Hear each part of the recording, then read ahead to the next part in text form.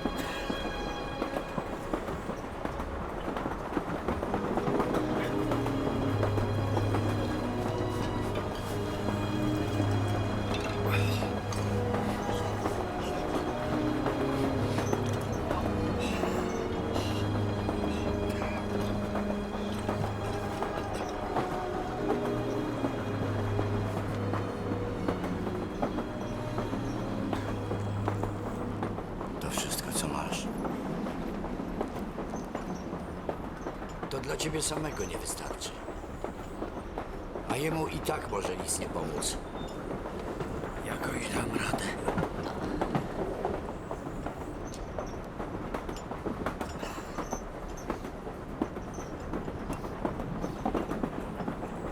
Pij. Pij.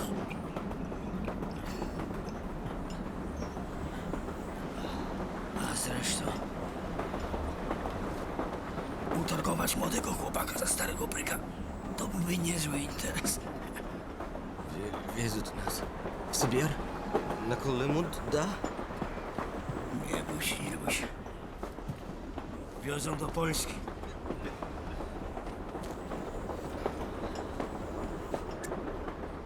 Wytrzymaj!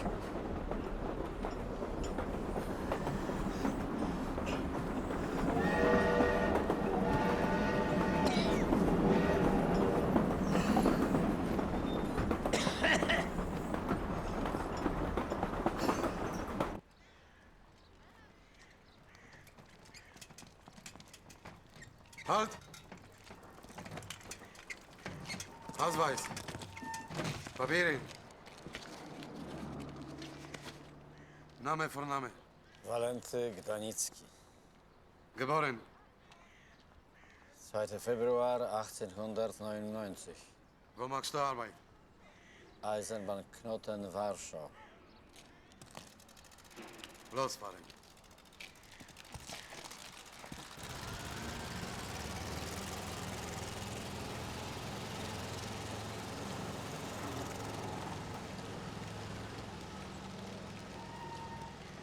Zatrzymaj. I nie czekaj tu na mnie. Tak jest. Wiesiek, nie szarżuj.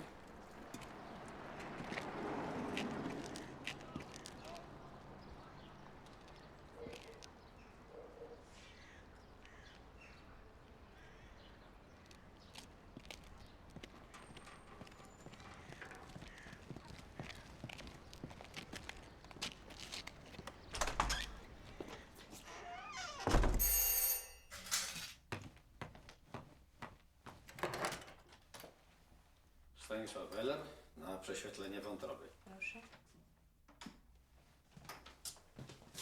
Pan będzie łaskaw? Proszę tędy. Siostra Jadwiga wskaże panu drogę. Proszę. Proszę. Dzień dobry, panie pułkowniku. Dzień dobry. Bez ceregieli, panowie, siadajcie. Słucham. Rajskiemu udało się zrobić kilka zdjęć przed jego domem w Alei Róż. Według pana, który to? Ten. Mamy jego rozkład dnia. Są pewne odstępstwa, ale rzadko. Panowie, plan jest taki. Aleje Ujazdowskie, Aleja Róż, Chopina, Piusa XI. Do akcji przystępuje 6 ludzi z automatami, 4 do osłony, 2 wykonawców. Pierwszy wykonawca zajmuje pozycję za skrzyżowaniem z Piusa wraz z osłoną, drugi na przeciwległym rogu. 3 pojazdy, 2 do ewakuacji Chopina, trzeci z Piusa do blokady. Przepraszam, panie pułkowniku. Czy nie lepiej byłoby to zrobić w Alejach Róż? Na rogu mają bunkier z RKM-em. Przed wjazdem do SS nikt nie będzie się spodziewał. Czas akcji. Nie więcej niż 1 minuta. Czyli, panie pułkowniku, Wykonać rozkaz. Zabić.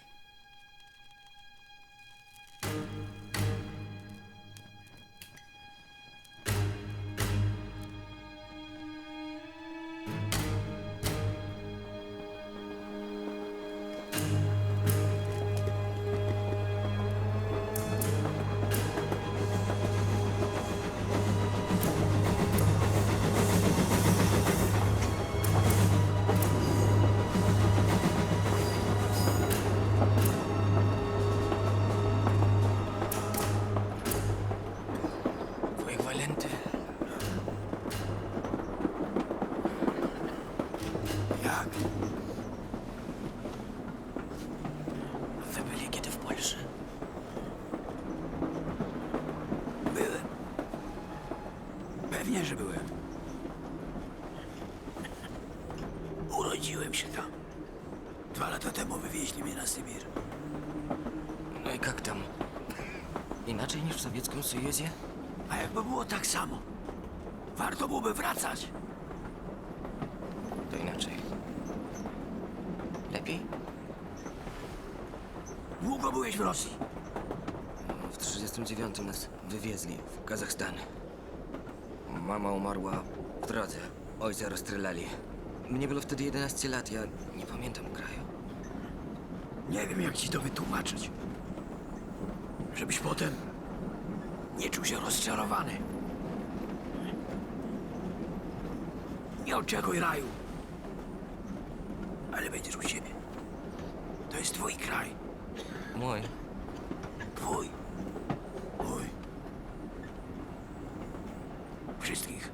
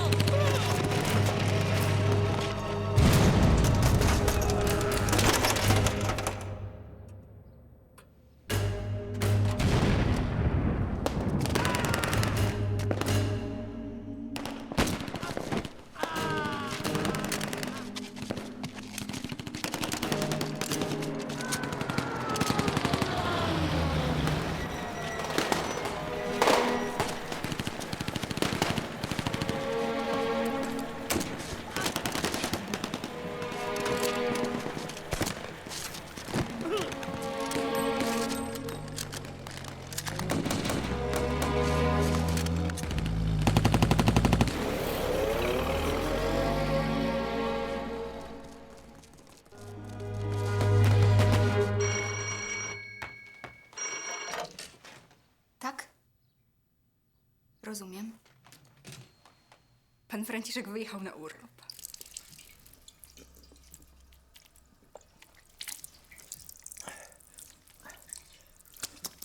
Panie pułkowniku, chciałem się z panem zobaczyć, bo sytuacja szybko ulega zmianie. Front Wschodni w nowy rok przekroczył naszą przedwojenną granicę z Sowietami, której Stalin i tak nie uznaje. Tu nie ma co obijać w bawełnę. Stajemy przed obliczem zamiany okupacji niemieckiej na sowiecką. Po wyparciu Niemców z Polski będziemy musieli zachować.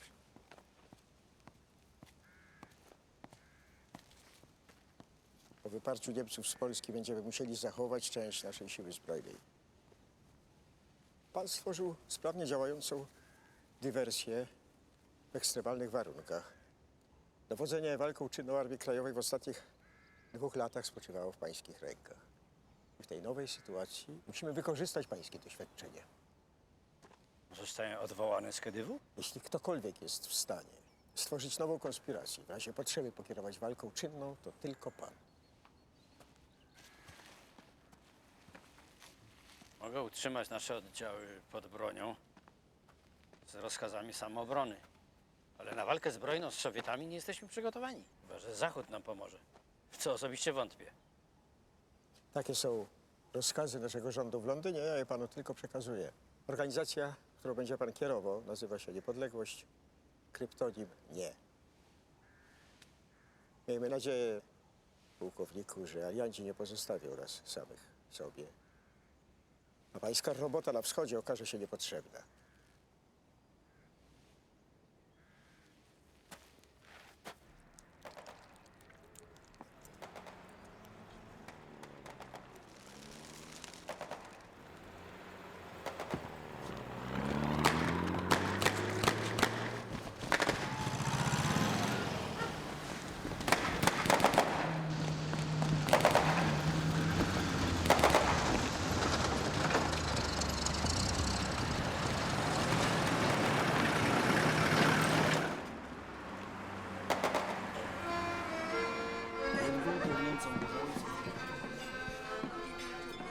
Pana zdrowie.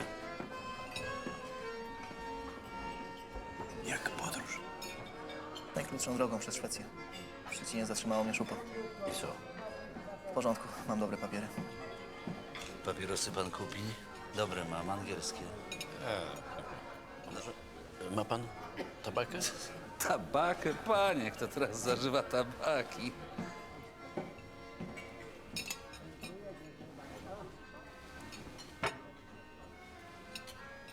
Ma pan coś dla mnie? Odpowiedź na pana pismo przyślą później. Teraz tylko to. To niedobrze. Nie powinno być jak najszybciej zlikwidowane. Partyzantką przeciw Sowietom to droga donikąd. Jaka atmosfera w Londynie? Czy mają pojęcie, co tutaj się dzieje? Mają dość własnych kłopotów. Po Jałcie to tylko kwestia czasu, kiedy alianci oficjalnie uznają władzę komunistów w Polsce. Z rządem w Londynie nikt już nie chce rozmawiać. Nie ruszać ruki wверх. Обыскать.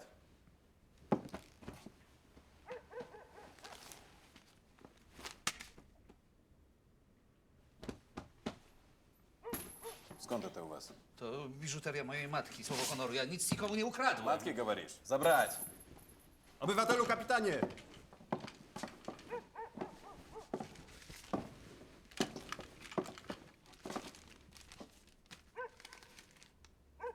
А, спекулянт, значит. Встать документы. Документы, я сказал!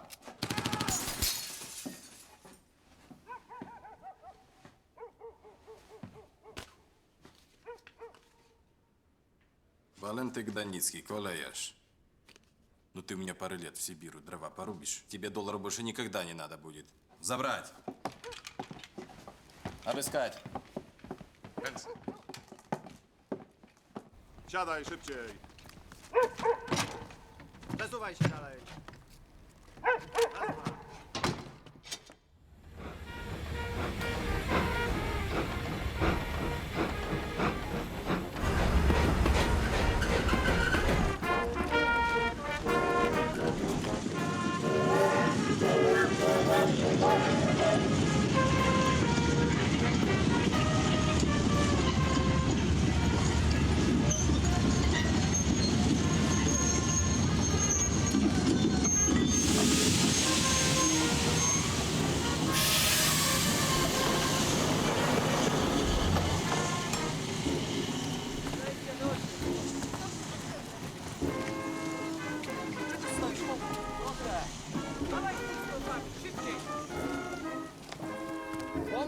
potrzebna.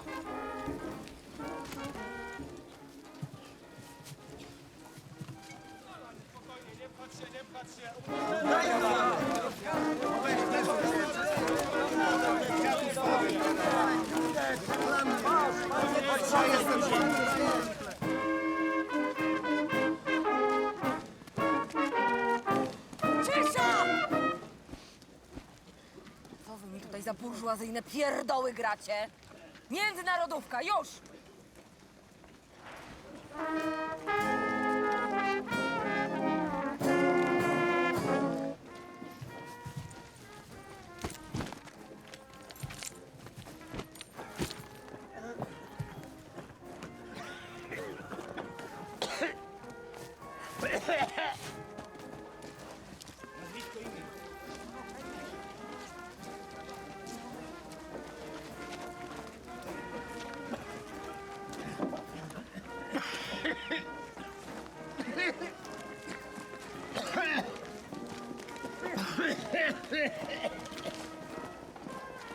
Wujek? Wujku!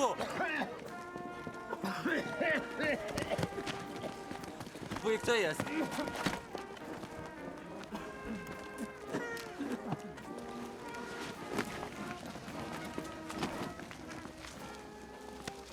Witajcie w ojczyźnie, obywatelu. Tutaj się wami zajmiemy. Wujek! Czekaj.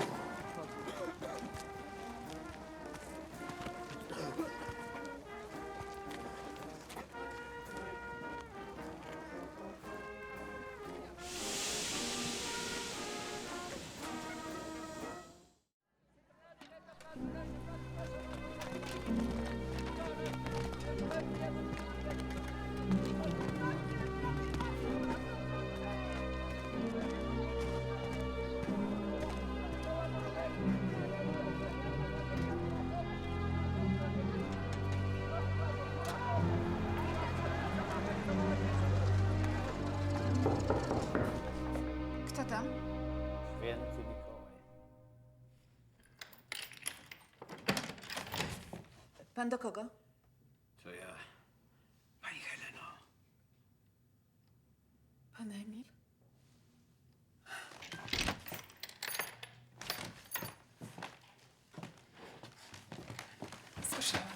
Słyszałam, że pan wrócił. Pani Heleno. Bardzo proszę. Dziękuję. Gorąco, mam nadzieję, że nie za bardzo.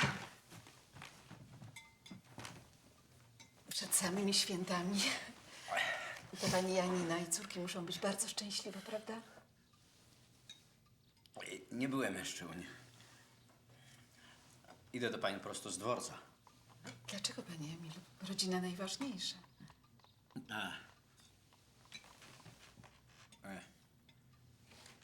Chciałbym prosić, żeby jakiś czas...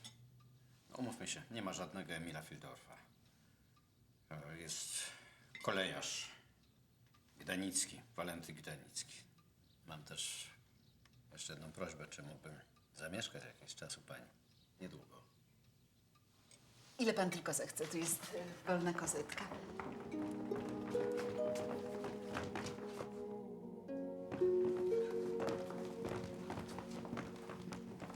Tato! Tato! Tatusiu! Jesteś! nareszcie! Myślałyśmy, że już nigdy nie wrócisz. Córuś.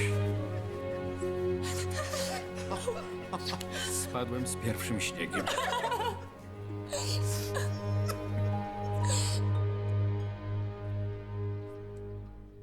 Dziękuję.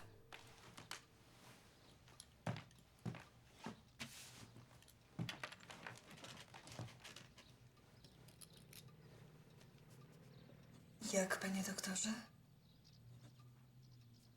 Dystrofia, witaminoza, ale serce i płuca mocne. Tak, będę żyć 100 lat. Sybir hartuje. Chcesz, żebym poszedł do lasu montować partyzantkę? Sami tego sowieckiego kolosa nie przewrócimy, a jesteśmy sami. Trzeba czekać. Ale oni nie dadzą ci normalnie żyć, rozumiesz? Prędzej czy później wyjdzie na jaw, że Gdanicki to Fildorf. Armia Krajowa to teraz dla nich najgorsi wrogowie, faszyści. Musisz wyjechać na zachód, póki nie jest za późno. Póki działają kanały przerzutowe. To byłoby tchórzostwo wobec tych, którzy tu zostają. Spróbuję tu normalnie żyć.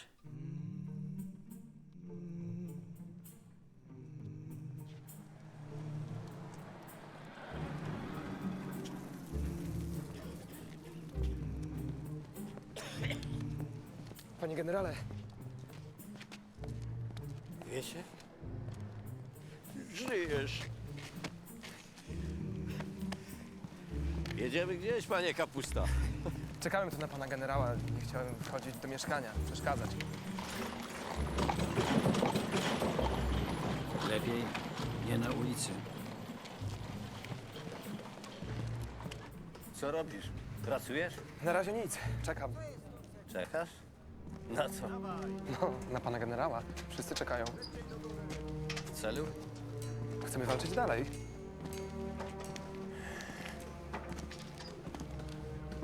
Maturę masz? Ja tak, zrobiłem na kompletach. Idź na studia. Uniwersytet, Politechnikę. Znajdź sobie jakąś fajną dziewczynę, ożeń się. To po to było to wszystko? Konspiracja, powstanie? Nie mieszaj się w żadną konspirację, synu. Zginiesz, a pożytku z twojej śmierci nie będzie żadnego. Tyle lat ginęliśmy i wszystko na nic?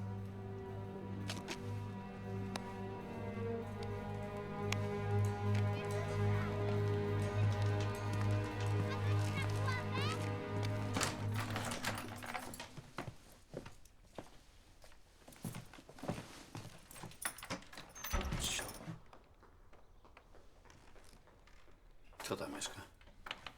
Dobrzy ludzie. Zresztą nie ma ich, wyjechali.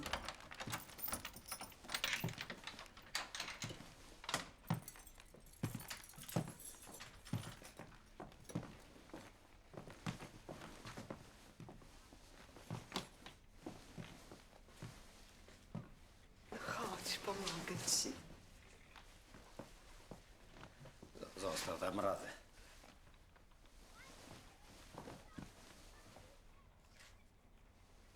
Nikogo nie ma? Marysia w pracy, a Krysia z Zosią na spacerze. No, to tak teraz mieszkamy. No, to nie to, co nasze wileńskie mieszkanie. Miałeś szczęście z tym mieszkaniem. Teraz jest tutaj przestronnie, ale do niedawna mieszkaliśmy tu w 10 osób. 10. Część obrazów, pamiątek Sowieci zrabowali nam jeszcze w Wilnie. A meble, jakie miałam tutaj wieść, część sprzedałam. Reszta przepadła albo porąbali na opał.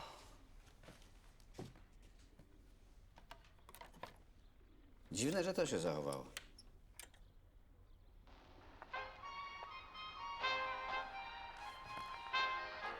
Słuchaj.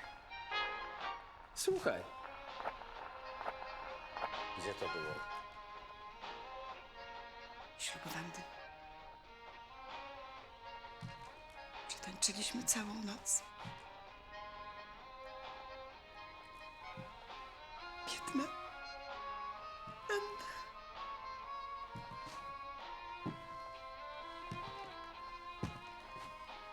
Nie płacz. My żyjemy.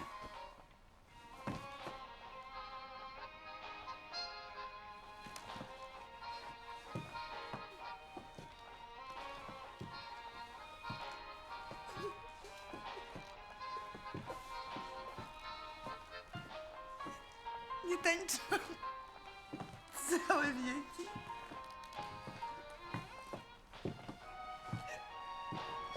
Ja też nie.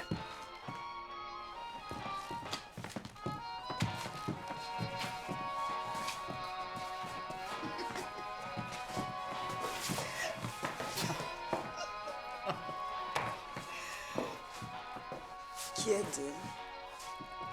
Kiedy do nas wrócisz? Tęsknimy. Jak tylko pewne sprawy się wyjaśnią. Niedługo.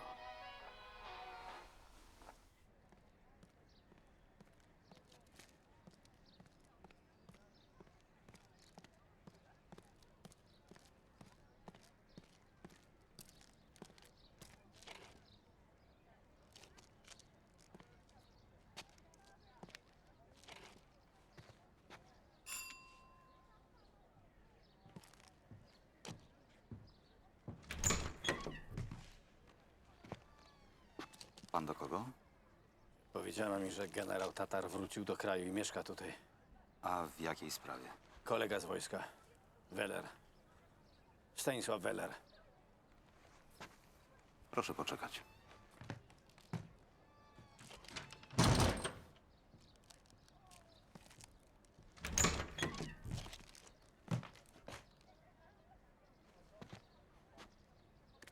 Nikt za panem nie szedł? Nie. Mam wprawę. Spotkałem się za pół godziny w parku przy Cytadeli. Jest tam taki mostek w kształcie akweduktu. Znajdę.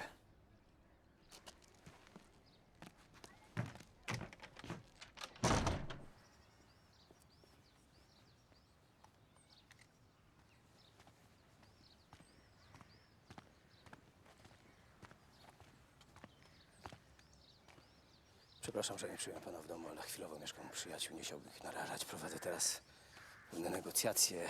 Mogę być obserwowany. Nie zamierzam pana na nic narażać, ani w nic pana wciągać. Chciałem się tylko poradzić.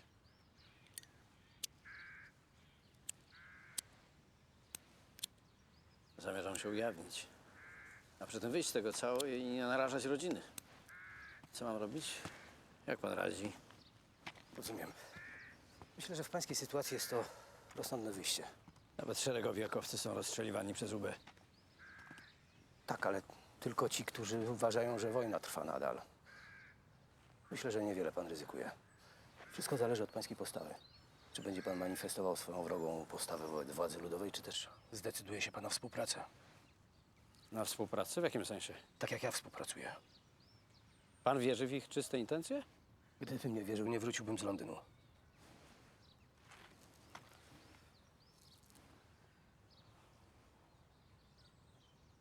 Dziękuję. Zależało mi na pana opinii. A tak między nami, za to, co pan zrobił w czasie okupacji, postawią panu pomnik.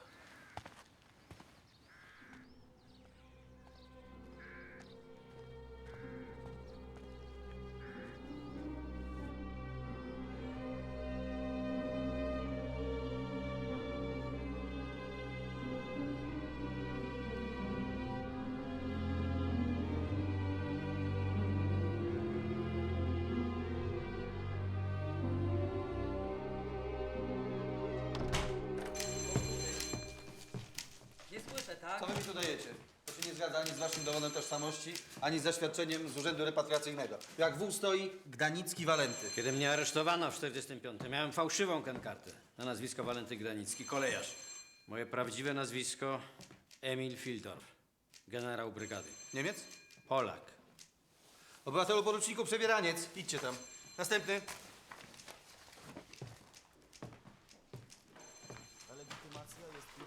Dajcie to. Dajcie!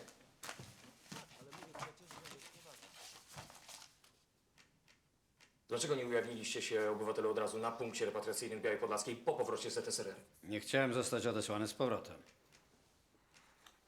Czym zajmowaliście się w czasie okupacji? Dowodziłem walką czynną.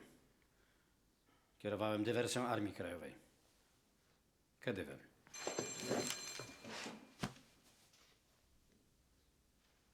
Chmiest! Spiszcie zeznania tego obywatela.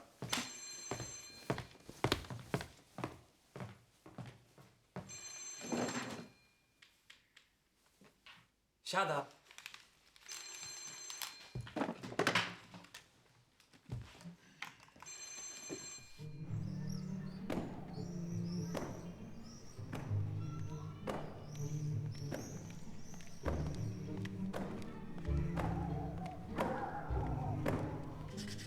No, teraz tak, gładkie. No, w porządku? Dziadku, a zrobiłbyś mi jeszcze domek dla lalek? parterowy, piętrowy. Może piętrowy? O, jesteś. Witam cię. Jak ty tu trafiłeś? Janina powiedziała, byłem w mieszkaniu, że jesteś tutaj. Zosiu, przywitaj się. Dobry, Zosiu. Stary Stefanie. Dzień dobry, Zosiu. Całe dnie podobno tu spędzasz. Słuchaj, mogę ci zrobić herbaty? Chcesz? Nie. Siadaj. Nie, dziękuję. Ja tylko na chwilkę. Wieczorem wracam do Zakopanego. Posadę dostałem. Kierownika sanatorium. No może byś przyjechał do mnie, co? Posiedzisz, odpoczniesz, pogadamy. No może kiedyś, ale teraz życie rodzinne. Aha. A na razie jak? Spokój? Jak widzisz. Mam coś dla ciebie.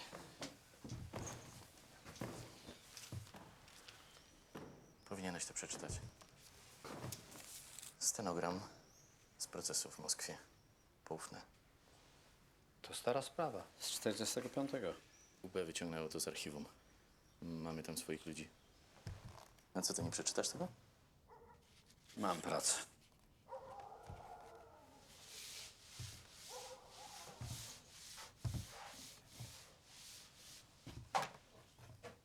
To gdzie twoje sanatorium?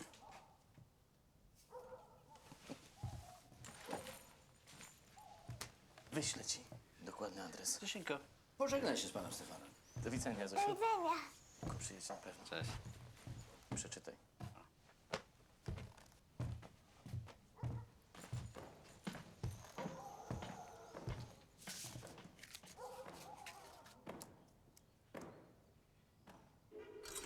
Cholera. Gwint się zerwał. Nie mogę śruby wkręcić.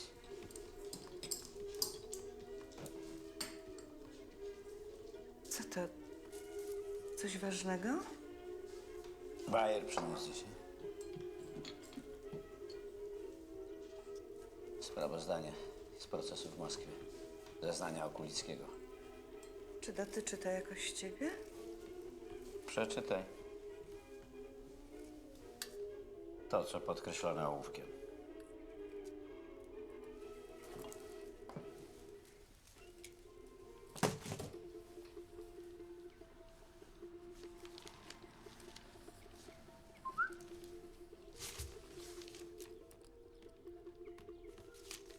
Czy podsądny zeznawał, że Fildorf zameldował mu o tym, że dał następujące instrukcje.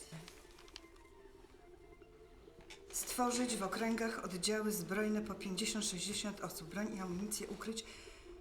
Broni tej użyć w celu samoobrony, to jest w celu stawiania oporu zbrojnego władzom radzieckim, w celu dokonania aktów terrorystycznych skierowanych przeciw przedstawicielom władzy radzieckiej na terytorium ZSRR. Okulicki, tak jest, o ile pamiętam, tak.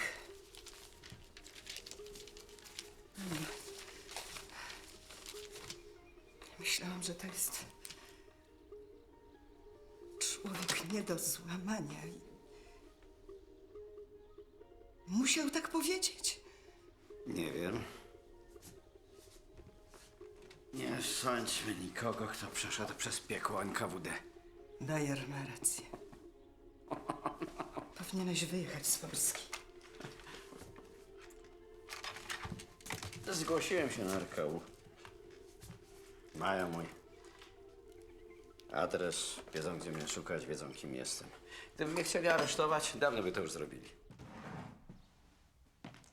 Здесь речь идет о простых людях, серых массах. Они должны постоянно чувствовать тревогу и угрозу. Так, как будто им в каждую минуту может небо рухнуть на головы. Только тогда можно ними эффективно руководить. И только тогда может функционировать социалистическое государство. Ну, понимаете? Ваше здоровье. Wasze zdrowie. Кто же поверит, что Фельдорф, который напортил немцам столько крови, совершил столько вооруженных нападений, предатель и коллаборант? Вы думаете, что, как это сказать по-русски, люди проглотят такой абсурд? Абсурд. История знает абсурды похлеще. Непорочное зачатие. Вознесение Господня. Это ли не абсурд? А большинство в них слепо верит. Я вам скажу больше. Чем абсурднее абсурд, тем быстрее и проще они его, как вы говорите, проглотят. Товарищ Давидов, так говорил Геббельс. Кто? Геббельс? Да что вы мне тут? Вы не позволяете себе, Иосиф Абрамович. Если бы здесь вы выскажете так генералу Серову, вы знаете, какие бы у вас были последствия? Я знаю, с кем говорю. Поэтому откровенно прошу у вас совета. Вот я вам откровенно и отвечаю. У вас нет другого выхода. Или вы сотрете в порошок символы старой буржуазной Польши, или Гидра возродится. Сначала одна башка, потом две, а потом вы не справитесь, и руль управления вырвется у вас из рук. Вы говорите так, как будто бы все поляки были против нас. Все? Нет. Но по количеству голосов на выборах 70%, да. Если бы не мы и не наша помощь, вас бы здесь уже давно не было.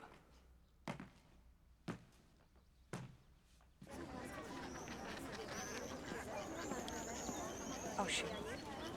6.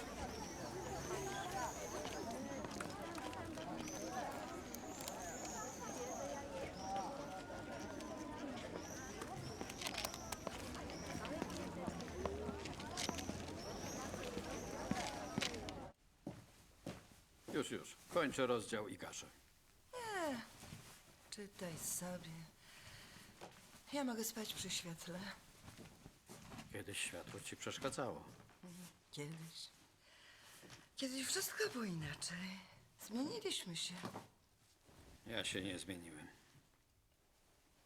Wydaje ci się.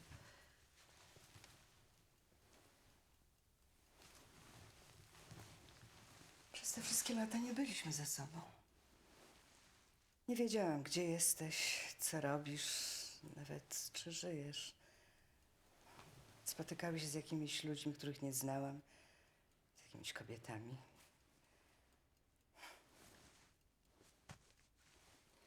A teraz zjawiasz się tutaj. Konspiracja to się skończyła. Wiem. Ale nie mów, że te lata rozłąki nas nie zmieniły. Długo nie odzywałem się do was. Ale teraz nie mogę dopasować się do sytuacji. Do sytuacji między nami. To moja wina. A jakoś nie potrafię zdobyć się na naturalny, swobodny sposób bycia przy tobie.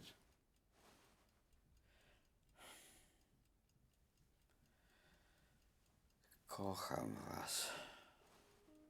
Bardzo. Ale myślę, że powinienem na jakiś czas wyjechać, odpocząć.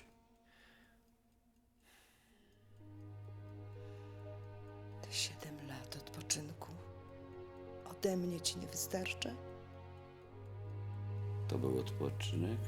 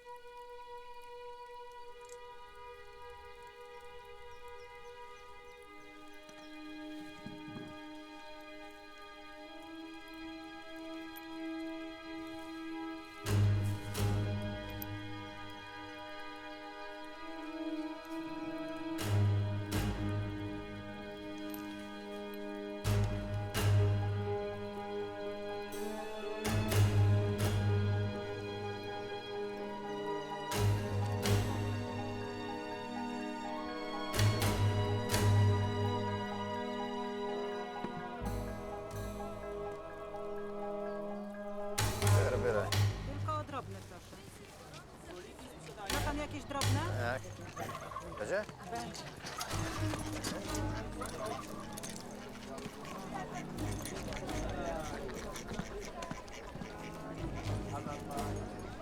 Proszę bardzo.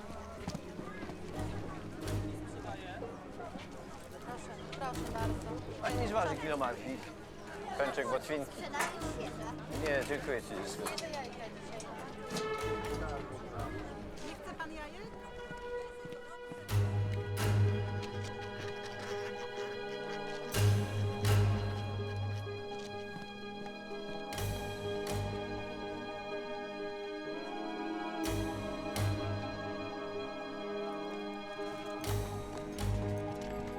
Jedź pan.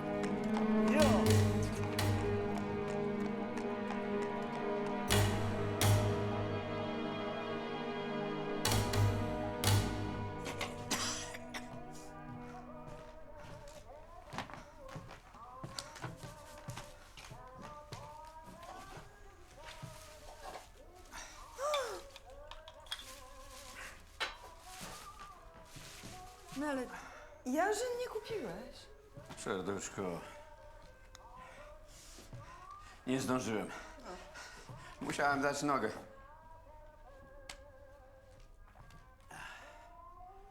Co to, w radio? Pięknie śpiewa dziewczyna.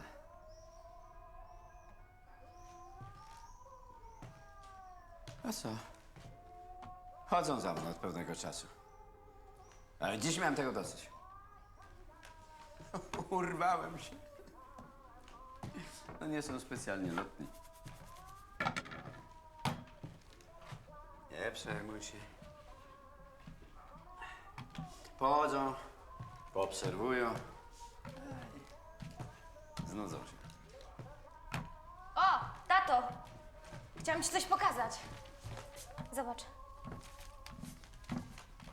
Piękne, prawda? Potrafiłbyś zrobić takie meble? Nie. To klasa. Skąd masz taką gazetę? Ojciec koleżanki z Paryża wrócił i jej przywiózł.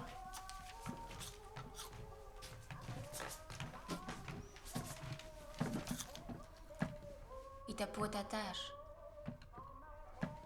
Podoba się ojcu? W Paryżu, moje dziecko, chodziłem do lokali w dzielnicy łacińskiej. Marysiu, ty tutaj o głupstwach, a za ojcem znowu chodzą i w każdej chwili mogą go aresztować. Za co? Zachodzenie na zakupy? Za struganie mebli? Nie przesadzaj.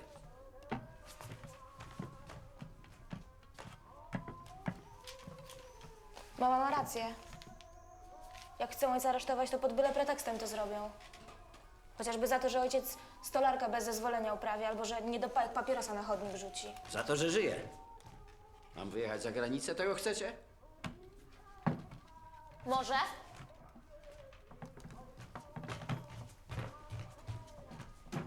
Może. Może ojciec powinien wyjechać. Proszę, niech ojciec zobaczy, tam ludzie normalnie żyją. Nikt nikogo nie prześladuje, nie wsadza do więzień. Ludzie mogą mówić, pisać, co chcą, słuchać takiej muzyki, jakiej chcą, a nie jakichś propagandowych przyśpiewek o kołchozach. Córeczko, nie martw się. To wszystko, co się dzieje, jest przejściowe. Minie. Kiedy?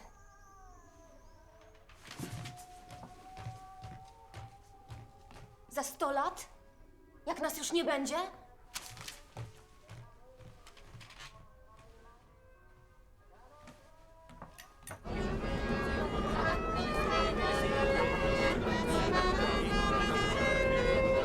Dzień dobry, proszę przygotować bilety do kontroli.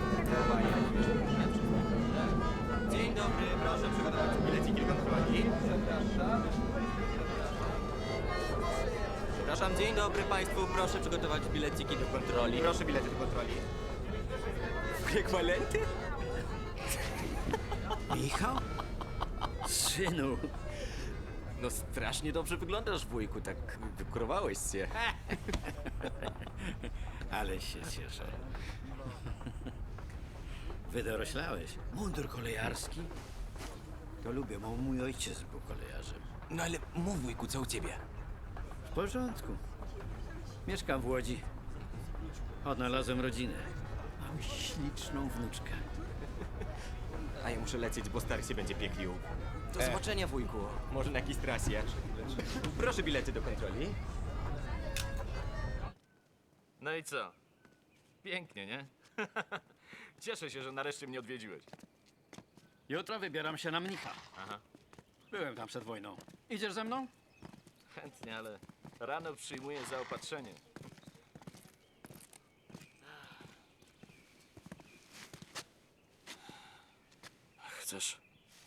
Chcesz przejść granicę? Słusznie. Mam po tamtej stronie parę kontaktów. Ani mi w głowie. Przeciwnie, chcę rozejrzeć się tutaj. Za jakimś kawałkiem ziemi, na Podhalu. Dla mnie. A co będziesz z nią robił? A co się robi z ziemią? Buduje się dom. Zbudowałbyś dom, poważnie. A dlaczego nie? Ty prowadzisz pensjonat, urządziłeś się. Mnie też przydałoby się jakieś normalne zajęcie. Ale ty, zawodowy wojskowy, co ty tu będziesz robił? A co robią górale? Owce hodują. Zajmują się ciesiołką, stolarką. Na stolarce, ślusarce, jak wiesz, akurat się znam. Lubię to. Mógłbym robić ludziom stoły, krzesła, szafy. To pożyteczne zajęcie. Ciężka fizyczna praca. Jestem w dobrej kondycji. Czuję się świetnie. To co? Znajdziesz mi tę ziemię? Uparty jesteś. Poszukasz? Rozkaz, panie generale. Być może będzie to dla nich dowód, że niczego nie knuję. Tak. Przepraszam cię na chwilę. Przepraszam, ma pan może ogień?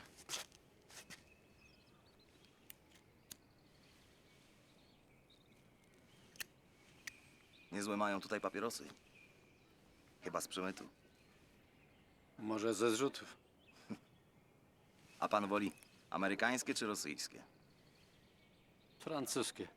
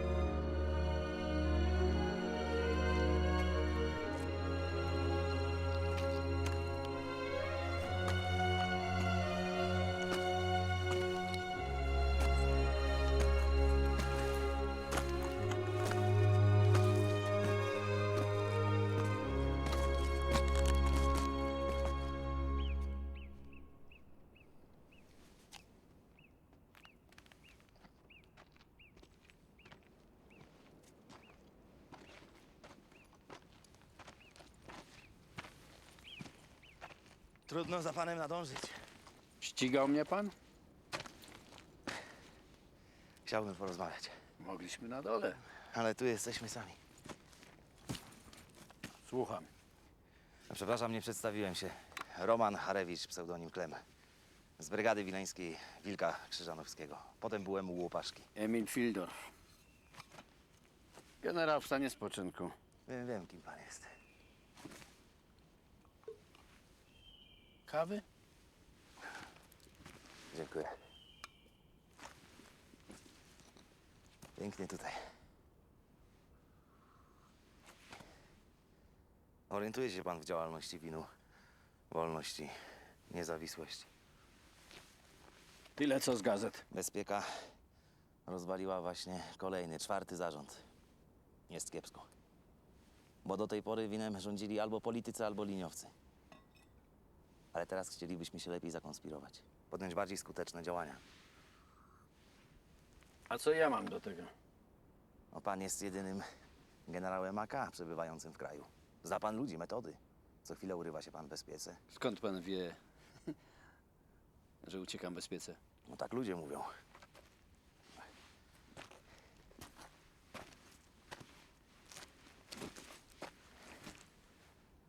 Tylko pan może zapewnić sprawnie działającą organizację na terenie kraju. A co ta organizacja miałaby robić? W razie konfliktu Zachodu z Sowietami Win miałby przeprowadzać dywersję na tyłach Armii Czerwonej. Osobiście nie wierzę w III wojnę światową. I niech to będzie wystarczającą odpowiedzią na pańską propozycję. Można? A, jak się nazywała knajpa w Wilnie? Na ulicy Tatarskiej. Była tylko jedna. Panie generale, nie rozumiem, co to ma wspólnego. A pan od razu uwierzyłby nieznajomemu, który chce wciągnąć pana do nielegalnej organizacji? Mam pełnomocnictwa rządu londyńskiego. Przy sobie? Żartuje pan? Pański przyjaciel Bayer może potwierdzić moją tożsamość.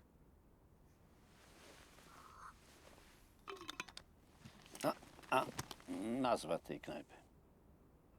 Przed wojną nazywała się Uberczyka. Podawali tam świetną rybę. Zgadza się. Mówi pan, że rozwalili już 4 zarządy winu. Rozwalą 5., 6. Ile ich tam będzie?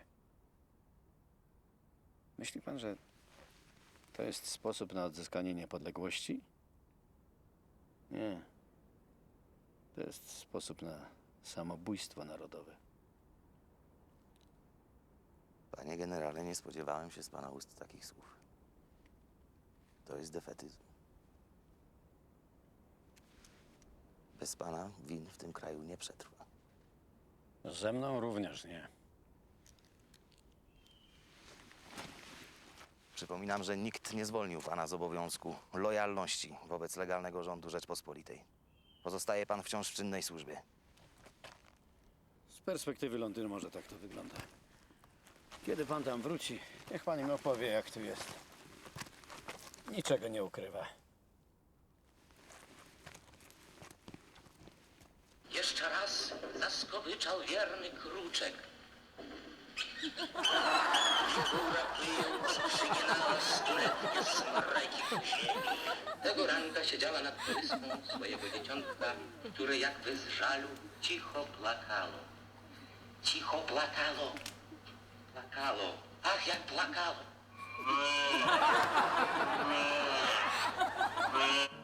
Zajączek drży, kiedy będzie następna kontrola. Wreszcie niedźwiedź przychodzi i pyta: Zajączku, czy w swoim sklepie masz wszystko, czego potrzebuje społeczeństwo? Mam. A nichuchu. Masz? Mam. I prowadzi go na zaplecze, gasi światło i mówi: Co widzisz? Nichuchu. No, to weź sobie pół kilo. Tato, ale ty robisz minę jak dymsza normalnie. Masz talent aktorski, może powinieneś zostać aktorem. Nie mam żadnego talentu. Wojsko jest najlepszą instytucją dla ludzi bez talentu. No jak to ty nie masz żadnego talentu? Byłbyś też świetnym reżyserem filmowym. No. Prawda? Oczywiście. O, a słuchajcie, a znacie taki dowcip, jak leci Polak, Rusek i Amerykanin samolotem? Mała. Co? Wasze podanie będzie rozpatrzone w jak najbliższym czasie. Sierżancie, podanie o przeniesienie w stan spoczynku i o emeryturę złożyłem ponad rok temu. Moja rodzina nie ma środków do utrzymania. Wszystko jest na jak najlepszej drodze, obywatelu. Nie denerwujcie się, spokojnie wracajcie do domu. Lada dzień dostaniecie odpowiedź. Następny.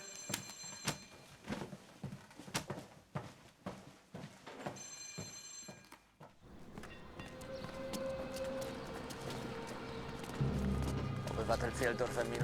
O co chodzi? Jesteście aresztowani. Zostaw! Zostaw! Panie! Jestem generał Fieldorf! Proszę powiadomić żonę! Emil Fieldorf, generał! Bruchlika 39! Panie! Ty jebany!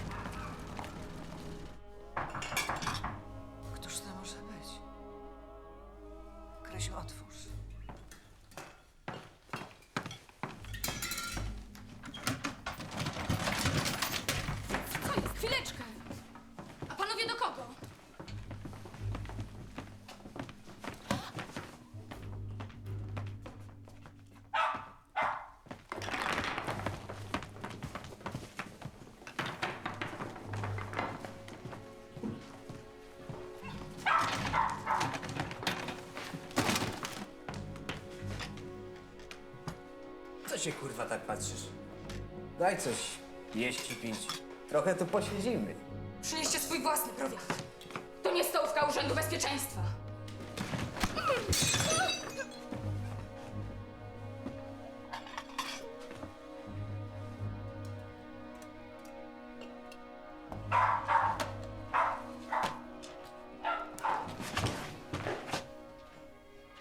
Coś się stało?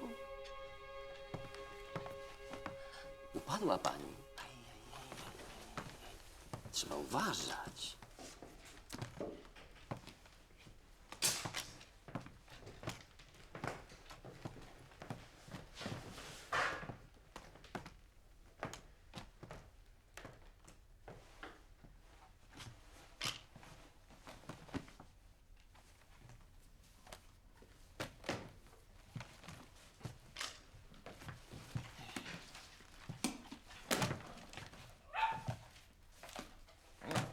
Biały Kruk. Pierwsze wydanie Wesela Wyspiańskiego. Panowie, dlaczego to niszczycie? Macie robić rewizję, nie niszczyć.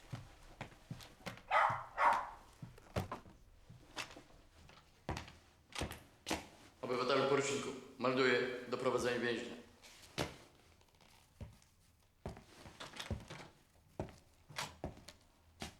Siadajcie.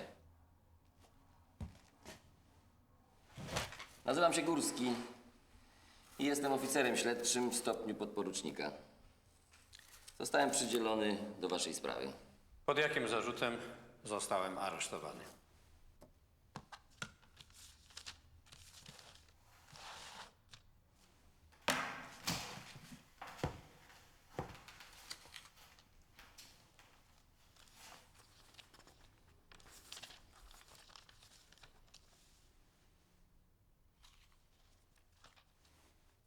Sporo tu o was.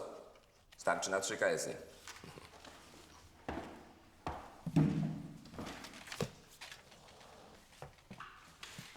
Napiszcie swój życiorys ze wszelkimi szczegółami. Nie musicie się śpieszyć. Macie dużo czasu.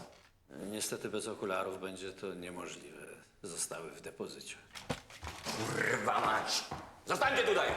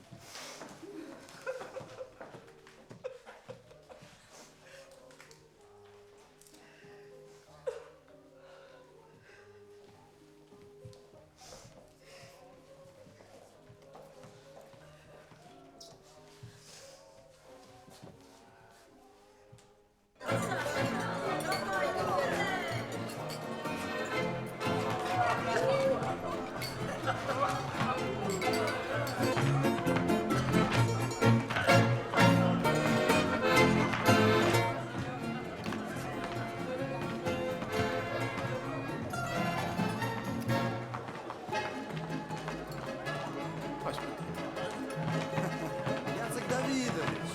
Grał jak na pamięć. Siadajcie z nami, towarzysze. Panie ministrowo. Panie generale. No, może.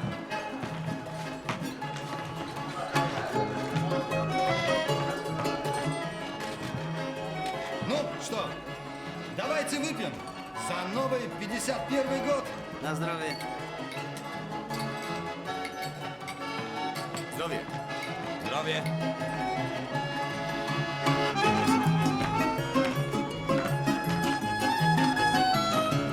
Przeczytałem zeznania tego Fieldorfa. Wychodzi na to, że maczał palce we wszystkich poważnych akcjach AK przeciwko Niemcom. Товарищ министр, это также был генерал реакционной антигосударственной организации НЕ. Организовывал и проводил террористические операции на территории СССР. С его легкой руки уничтожались представители советской власти. To z pewnością jedna z najważniejszych postaci całego reakcyjnego podziemia. Co z nim zrobimy? Przyda się nam do czegoś? A może go tak po prostu. Generała Kedywu niestety nie można tak po prostu. Niestety nawet nie można go tak po prostu zastrzelić przy próbie ucieczki. Zrobimy to legalnie, panowie. Zgodnie z prawem. Zdrowie. Zdrowie.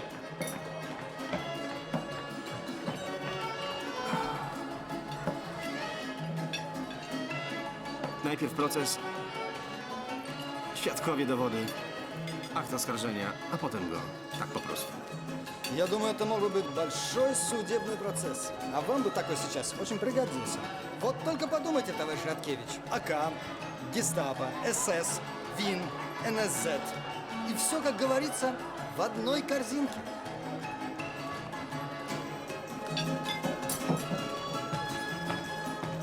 Towarzyszu ministrze, towarzysz Bierut.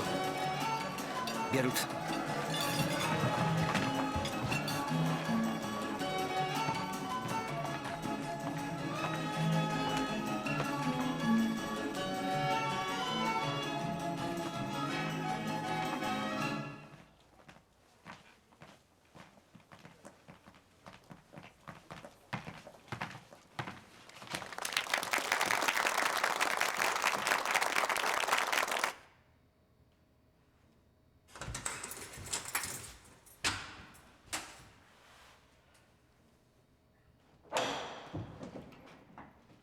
Wychodzić!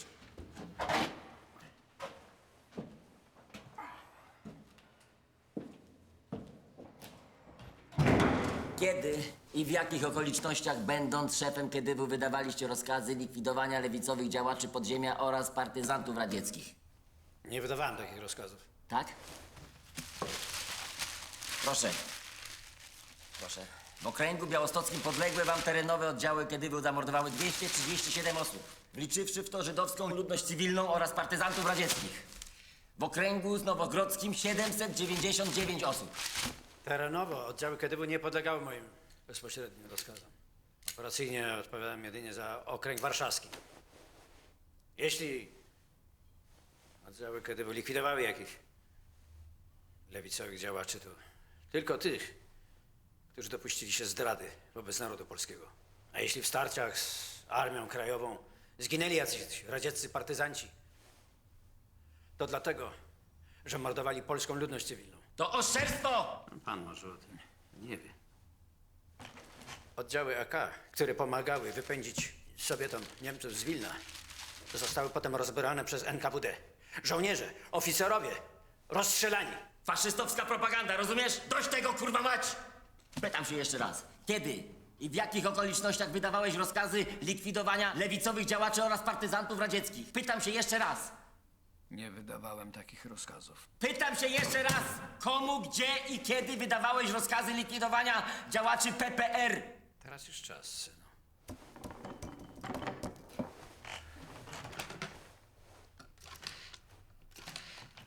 Pod 11 z nim.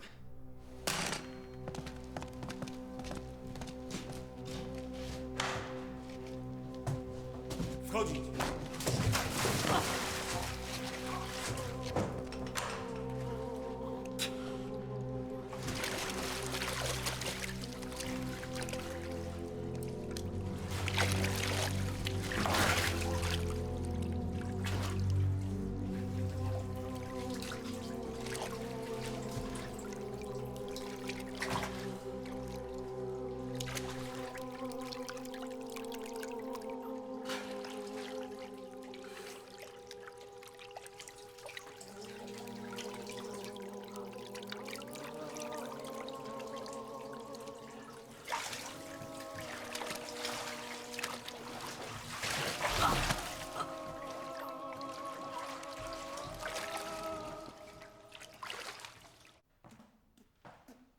Do czego powołana była komórka Start?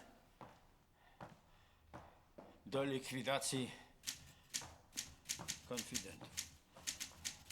Konfidentów i donosicieli. Czy Kedyw współpracował ze Startem w zakresie likwidacji konfidentów i donosicieli? My koncentrowaliśmy się na Niemcach. Na Niemcach. Start rozpracowywał warszawskich działaczy PPR, a kiedy w AK wykonywał egzekucje, idąc po linii władz hitlerowskich zwalczających ludowy ruch oporu.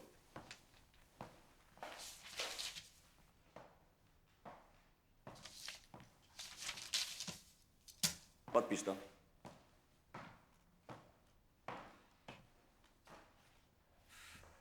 No podpisz to i będziesz miał spokój do rozprawy.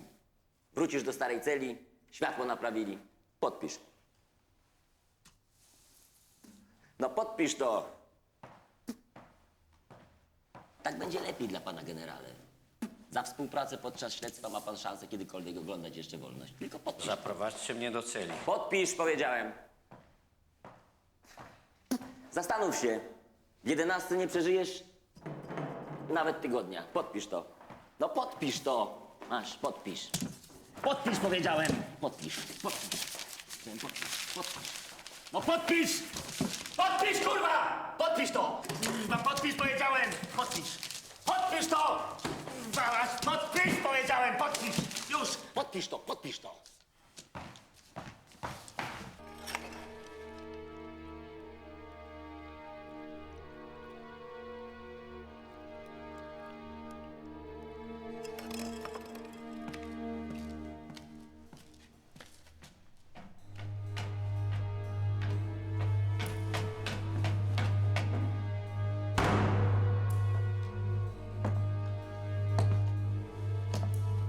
Zapalisz? No.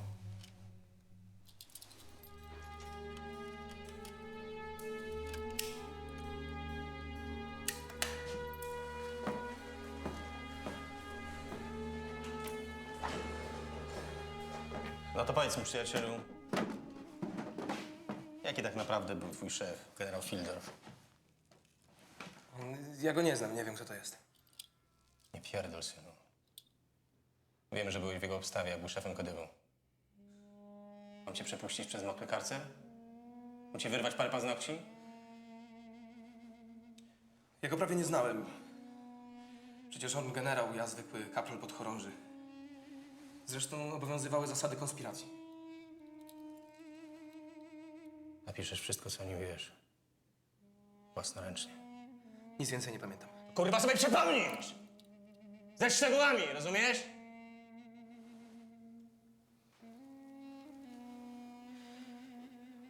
Dowodził największymi akcjami bojowymi w czasie całej okupacji. Niemcy bali się go jak ognia. To prawdziwy bohater. Mógłbym cię taki jebnąć, żeby ci świeczki w oczach stanęły. No młody jesteś, prawiczek, więc ci coś wyjaśnię. Im większy on bohater, tym mniej go ludowa Polska potrzebuje, rozumiesz?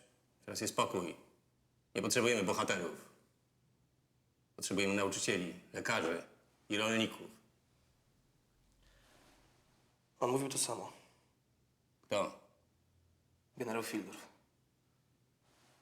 Mówił, żebym poszedł na studia, zdobył zawód, ożenił się. Ale nie miał racji. No? Bo właśnie teraz trzeba takich bohaterów jak on. Żeby to wasze komunistyczne ścierwo zetrzeć z powierzchni ziemi. Lekarze, inżynierowie, rolnicy tego nie zrobią. Z sowiecką zarazą trzeba walczyć do końca. Zwłaszcza z takimi sowieckimi sługusami jak pan. Wiesz, co my z takimi bohaterami jak ty robimy? Nigdy nas nie pokona.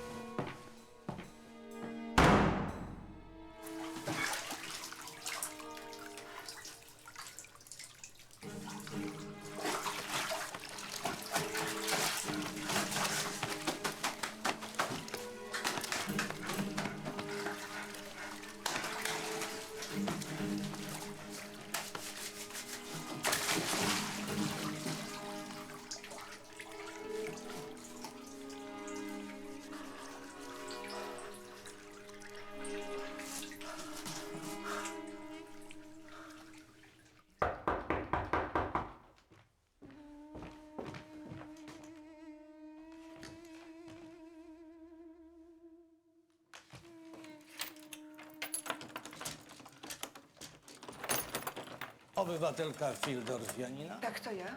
Jestem egzekutorem Rejonowego Urzędu Likwidacyjnego. Mam postanowienie Wojskowego Sądu Rejonowego o zabezpieczeniu mienia. Mienia, ale jakiego mienia? Podejrzanemu Fildorfowi Augustowi grozi przepadek mienia. Musimy to zabezpieczyć. Na wypadek.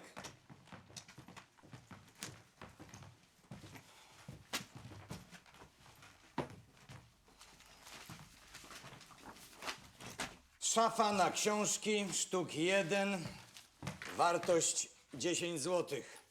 Szafa z lustrem, jednodrzwiowa, sztuk 1, wartość 50 zł. Wszystkie ruchomości, na których umieszczono pieczęć, pozostaną tymczasowo we władaniu obywatelki, aż do chwili zapadnięcia wyroku. Uprzedzam o odpowiedzialności karnej. Sprzedaż opieczętowanych obiektów, dokonywanie w nich jakichkolwiek zmian, usuwanie pieczęci jest surowo zabronione. Grozi grzywną lub aresztem. Dobra, jedziemy dalej. Walizka fibrowa, sztuk 1. Gdzie jest ta walizka? Tu.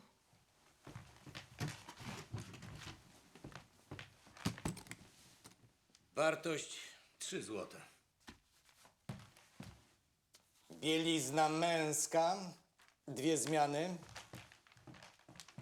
Jest tutaj. Co mam zrobić? Okazać.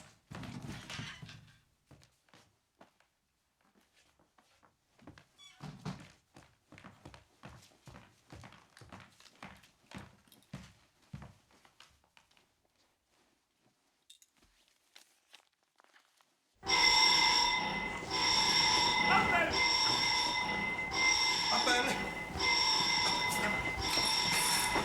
Szybko, szybko, szybko, szybko!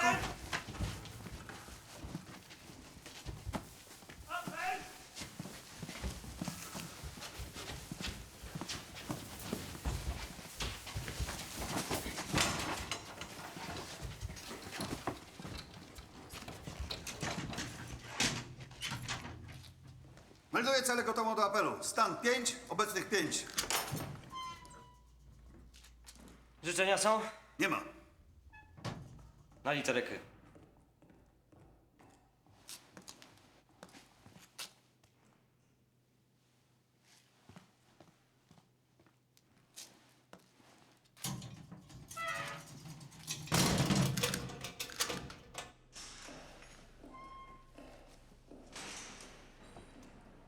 Przestali pana wzywać na przesłuchania, panie generale.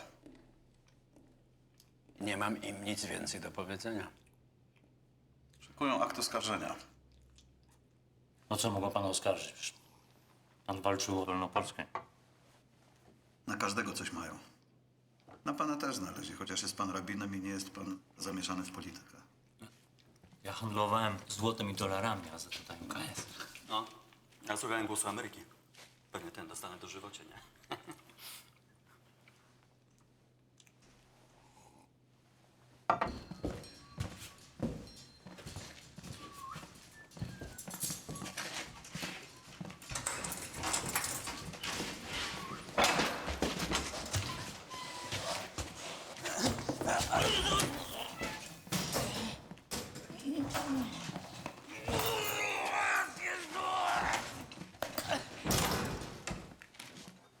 Masz.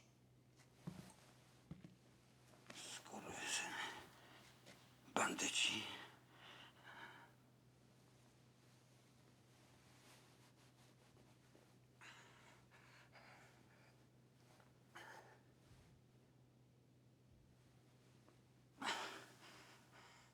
To wszystko przez ciebie.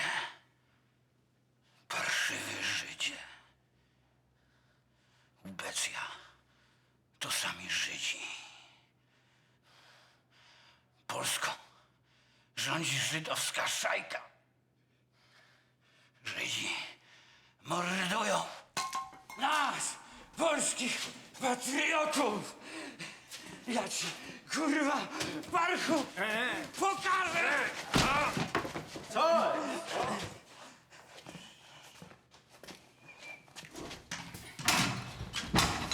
Co tu się dzieje? Stołek. Upadł stołek.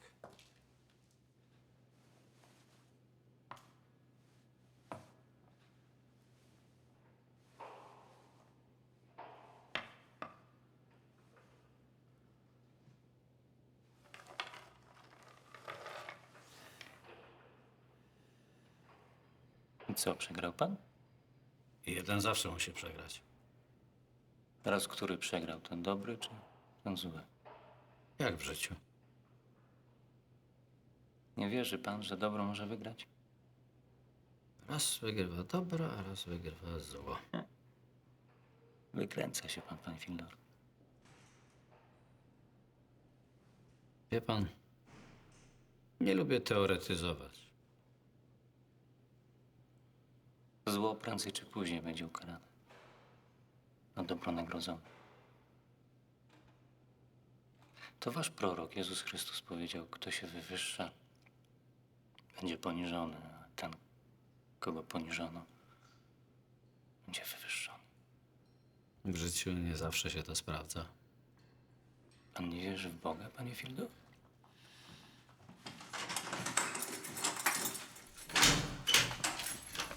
Pisz! Wszyscy na korytarz! Raz!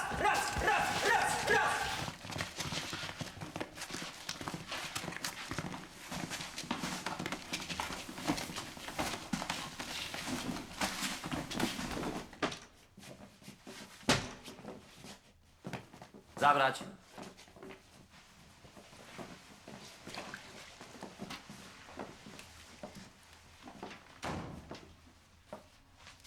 Namyśliłeś się?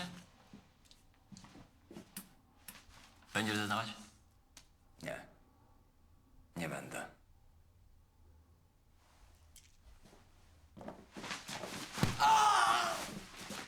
Sąd postanowił przesłuchać świadka Grzmielewskiego bez złożenia przyrzeczenia mówienia prawdy. Proszę, obywatelu prokuratorze. Dziękuję, Wysoki Sądzie. Czy w okresie, kiedy świadek pracował w Komendzie Głównej AK, oskarżony Fildorf wydawał rozkazy operacyjne likwidowania partyzantów i działaczy lewicowych oraz partyzantów radzieckich podległym mu oddziałom terenowym? Generał Nil? To znaczy... Oskarżony Fieldorf? Tak. Wydawał takie rozkazy. Czy oskarżony Fildorf otrzymywał meldunki od oddziałów terenowych o wykonaniu jego rozkazów? Nie wiem, ja nie byłem... Chyba tak. Ja od 40 roku byłem saperem Armii Krajowej, potem dowódcą saperów, pseudonim Igor. Głośniej! Głośniej. Nie. A Nil to był komendant KDW, Komendy Głównej Armii Krajowej. Prosta odpowiedź. Otrzymywał czy nie? Nie wiem. Ja byłem saperem. Od 40 roku Armii Krajowej, a potem dowódcą saperów, pseudonim Igor. A Nil to był komendant Komendy Głównej KDW. Ja pracowałem wtedy w... Proszę, aby świadek zeznał o akcji na drukarnię.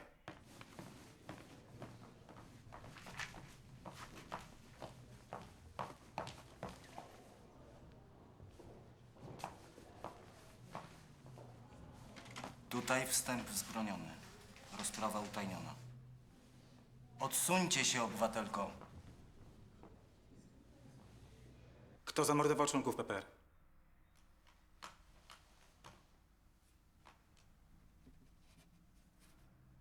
Nie wiem. Co było dalej? Dalej. To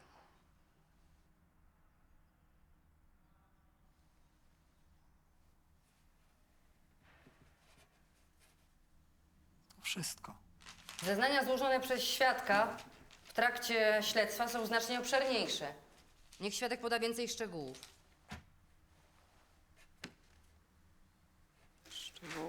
W tej sytuacji sąd postanawia potraktować zeznania świadka Grzmielewskiego złożone w trakcie śledztwa jak zeznania złożone w czasie rozprawy sądowej.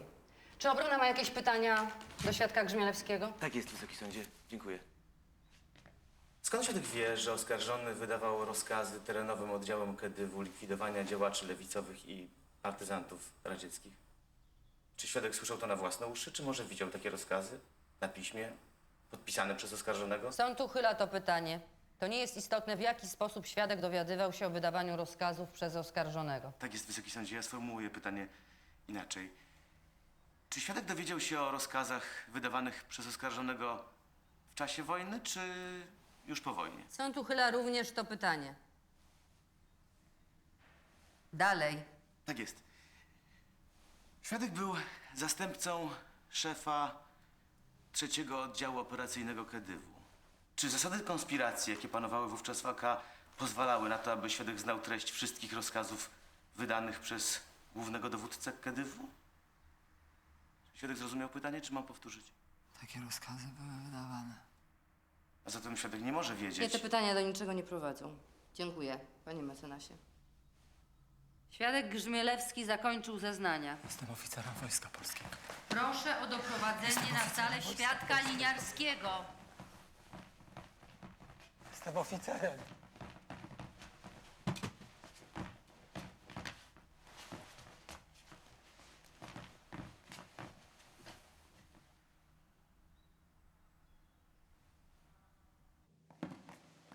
Kwadrans! Tu jestem. Jak się czujesz? Na Uralu było gorzej, ale jakoś z tego wyszedłem. Co się martwisz? No?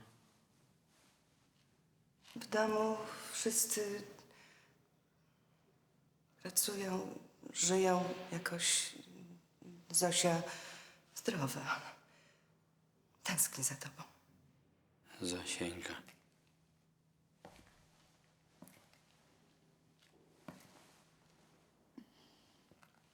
Wiesz, wszystko, co było złe między nami, zapomnij, ja już zapomniałam. Jesteś dla mnie najdroższym i jedynym człowiekiem na świecie.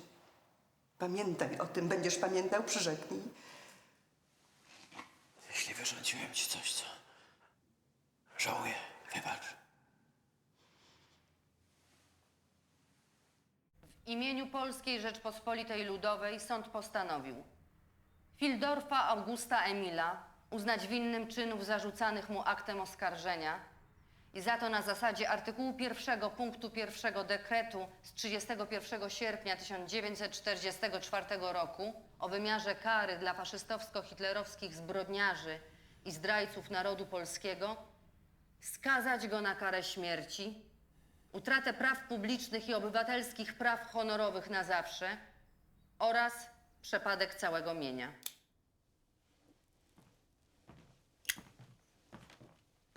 Rozkuć. Witam, panie generale. Jestem Józef Różański, pułkownik, dyrektor Departamentu Śledczego Ministerstwa Bezpieczeństwa Publicznego. To jest pułkownik Czaplicki z trzeciego departamentu. Zajmuje się połakowskim podziemiem. Proszę bardzo, niech pan siada. Zapali pan? Francuskie. Klem mówił, że pan lubi. Klem? Ten z Zakopanego. Pamięta pan Klema? Z wileńskiej brygady Wilka Krzyżanowskiego. To od was? Aha, od nas. Nie dał się pan Klemowi namówić. Bardzo rozsądnie. Napije się pan? Koniak, wódka, wino? Koniak? Proszę. Może jeszcze kawy czarnej, prawdziwej, dobrze zaparzonej. Tak, wiem, już zamówiłem. Z łyżeczką cukru. Znam pańskie upodobania. Proszę. No proszę, to mi się podoba. Bez ceregieli. I niby wybrzydzali, unosili się honorem, że od nas nie przyjmą. Muszę przyznać, że pan mi się podoba, generale. Jest pan racjonalistą, człowiekiem rozsądnym. Pewnie to pana zdziwi, ale mamy ze sobą wiele wspólnego. Mamy zbliżone poglądy na wiele spraw. Wiemy, że odnosi się pan krytycznie do Zachodu. My też. Zachód zdradził Polskę. Opuścił ją w trudnych chwilach. My też tak uważamy.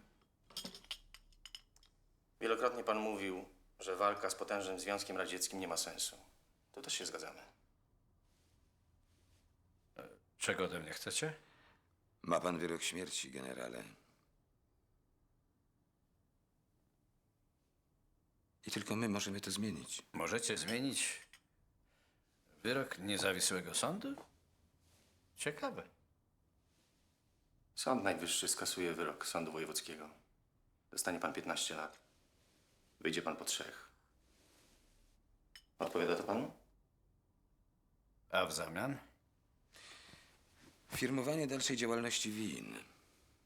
Może pod inną nazwą.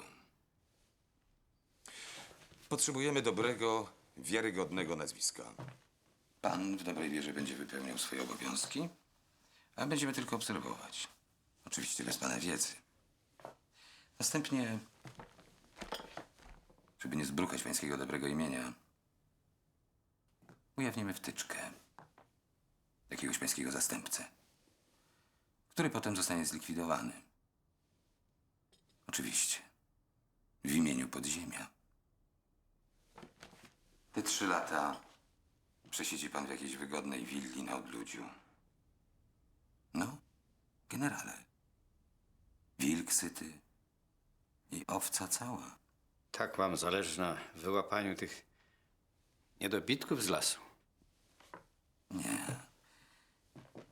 Bardziej interesują nas pieniądze, instrukcje i sprzęt, które będą przysyłać Amerykanie.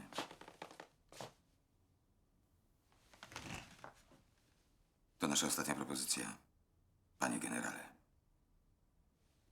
Może pan ocalić skórę za niewielką cenę wyprowadzenia Amerykanów w pole. Oni też zostawili was własnemu losowi. Nie jest pan zobowiązany do jakiejkolwiek lojalności wobec nich. Wy twierdzicie, panowie, że mnie znacie? To wszystko? Podobno zawsze uważał pan, że nie warto umierać na darmo. Dla samej idei. Szkoda, że nie chce pan stanąć po właściwej stronie.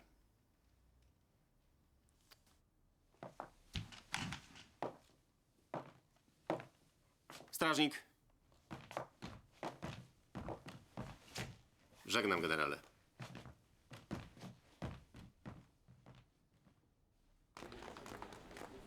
Mecenas Maślanko. Tak. Nazywam się Fildorf, Janina Fildorf. Jestem żoną generała Emila Fildorfa. Przykro mi, ale ja naprawdę się śpieszę. Proszę się umówić na spotkanie przez sekretariat. Ale ja cały dzień na pana czekałam. Dobrze, proszę tylko krótko. Powiedziano mi, że tylko pan może mi pomóc. No tak, ja znam sprawę, tylko to jest naprawdę trudny przypadek i jedyne, o co ja mogę prosić, to o zmianę kwalifikacji czynu, a warunkiem do tego jest przyznanie się pani męża do winy. Ale jak mój mąż może się przyznać do czynów, których nie popełnił? Proszę pani, popełnił, nie popełnił, to nie ma żadnego znaczenia. W każdym systemie sprawiedliwości chodzi o to, że przestępcy muszą być ukarani. A za co zostaną ukarani, to zupełnie wszystko jedno. Tylko że mój mąż nie jest przestępcą. No cóż, porozmawiajmy lepiej o moim honorarium.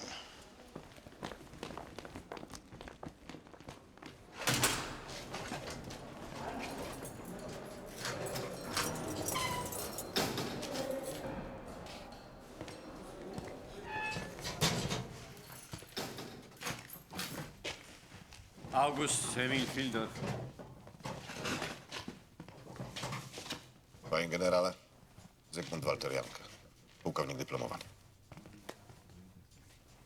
Proszę pozwolić. Nie. Proszę pozwolić. Spocznij. Kaczarowski na podłogę. Dziękuję. Mam KS-a, jak zresztą wszyscy w tej celi. Niedawno było na 150. Ten przy drzwiach to generał SS Sporenberg. Zastępca dowódcy SS i policji na Lubelszczyźnie, przestępca wojenny. Prowadzą jednego przez podwórze. Ksiądz za nimi. Pewnie na rozwałkę.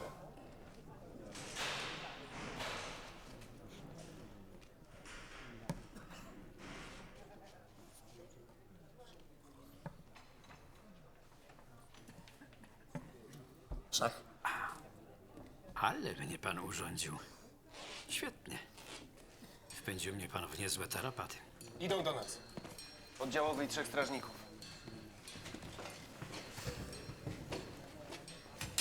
Gramy dalej. No to Ja na to tak.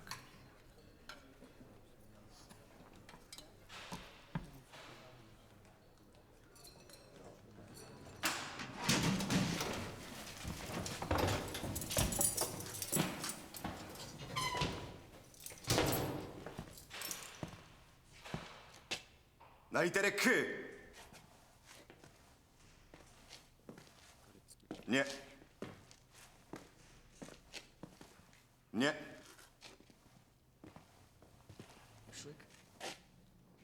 Na korytarz, bez rzeczy.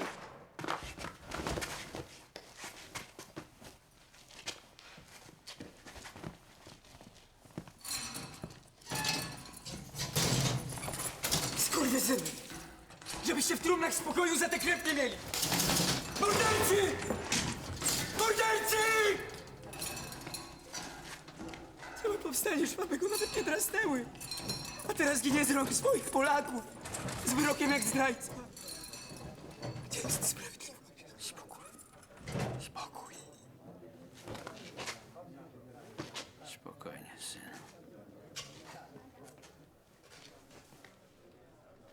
Platon w Protagorasie powiada, że kto rozumnie karę myśli wymierzać, ten się nie będzie mścił za występek miniony. Przecież czynu już dokonanego drugi raz popełnić nie zdoła. Tylko ze względu na czyn przyszły, aby występku drugi raz nie popełnił. Nie widzę tu zagrożenia, że oskarżony Fildorf drugi raz popełni te same zbrodnie. Faszyzm został pokonany. Niemcy uznali swoją klęskę. Emil Fildorf nie jest Niemcem, panie kolego. Jest Polakiem. Urodzony w Krakowie. Od młodości służył w polskiej armii. Przecież to jest niemieckie nazwisko. A pan, kolego Andrzejew, ma rosyjskie. Uważa się pan jednak za Polaka. My wszyscy tutaj jesteśmy Polakami, panie sędzio. Choć większość z nas jest pochodzenia żydowskiego. Koleżanko Kern, bez osobistych wycieczek, proszę. Ja tylko uściślam fakty, towarzyszu przewodniczący. W tym celu się chyba zebraliśmy, prawda? Przeczytam opinię Sądu Wojewódzkiego. Skazany Fildorf na łaskę nie zasługuje. Skazany wykazał wielkie natężenie woli przestępczej. Panie sędzio, telefon do pana. Tu jest posiedzenie, nie widzicie? Chwileczkę.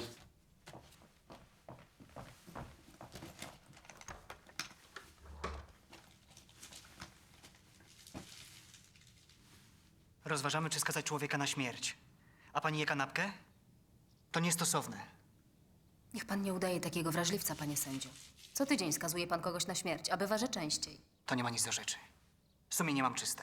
W swoim podręczniku akademickim Istota czynu przestępczego w rozwoju nauki burżuazyjnej napisał pan, że sumienie to przesąd. Proszę nie łapać mnie za słowa. Powiedziałem to w znaczeniu potocznym. Koledzy, proszę.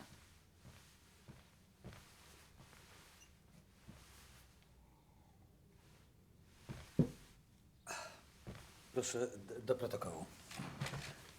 Sąd Najwyższy w składzie przewodniczący Sądu Najwyższego dr Emil Merz, sędziowie Sądu Najwyższego Igor Andrzejew, Gustaw Auskaler, w obecności prokuratora Generalnej Prokuratury Polskiej Rzeczypospolitej Ludowej Pauliny Kernowej i Teresy Zeidler jako protokolanta. Po rozpatrzeniu na Ale zaraz, panie kolego, nie skończyliśmy jeszcze dyskusji. Tu nie ma co dyskutować, kolego Auskaler. Wyrok musi być utrzymany. Dlaczego? Nie mamy na to żadnego wpływu. Ale jak to my, sędziowie Sądu Najwyższego, nie mamy na to żadnego wpływu? Panie kolego. Przepraszam, Wysoki Sądzie, ale obrona chyba też ma prawo wygłosić mowę. Opinię obrony znamy. Pan przesłał swoją apelację do nas na piśmie.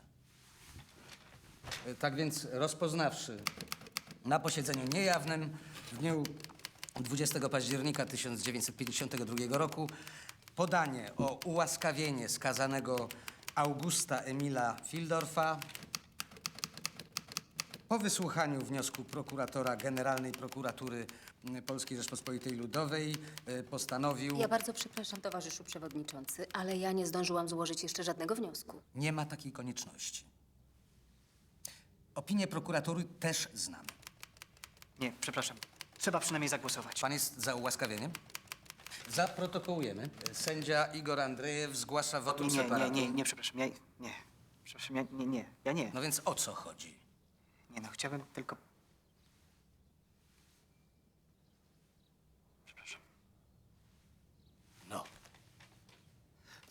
Pani napisała? Tak, prokuratury PRL postanowił. Postanowił przyłączyć się do opinii Sądu Wojewódzkiego dla Miasta Stołecznego Warszawy z dnia 16 kwietnia 1952 roku z motywów podanych w tejże opinii. Koniec.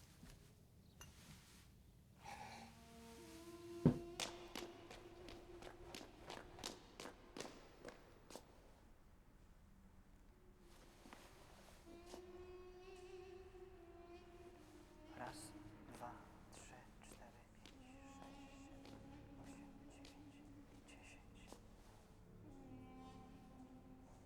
Raz, dwa, trzy, cztery, pięć, sześć, siedem, osiem, dziewięć, 10. Dzień dobry, panie sędzio. Jak wchodziłem, było 11. Ja zawsze liczę. A teraz jest 10.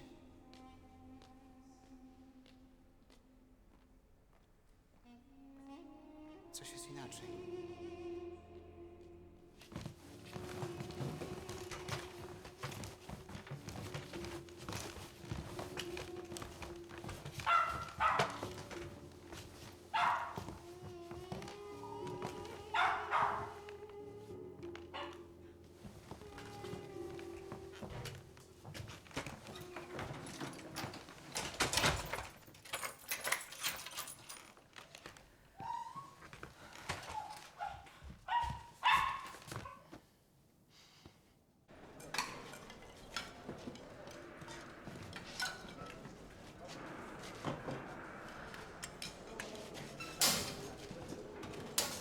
Dawaj to. Dlaczegoś mu zabrałeś? Pan wie, generale, co ten skurwysyn wystawiał na Zamojszczyźnie? Dawaj to, dawaj!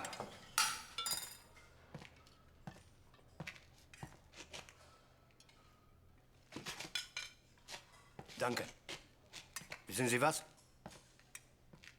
Hätte ich Sie zur Kriegszeit erwischt, dann hätte ich Sie skrupellos erhängt. Komisch, ne? Spann weg. Sie waren auf meiner Abschussliste. Schade, dass wir es nicht geschafft haben. Ach so. Aber jetzt werden uns die Kommunisten beide aufhängen. Wegen der gleichen Paragraph. Als Feinde des polnischen Volkes. Komisch. So ein Blödsinn. Na literę F.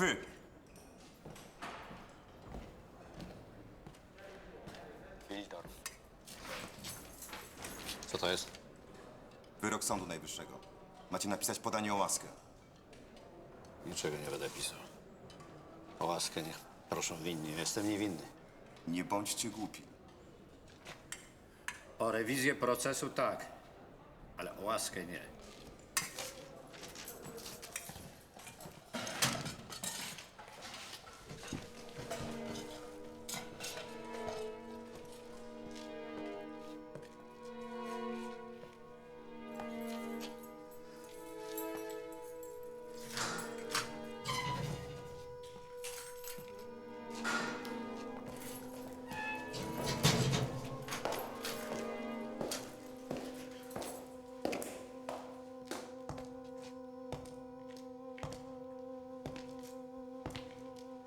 Emil, błagam, nie rób nam tego.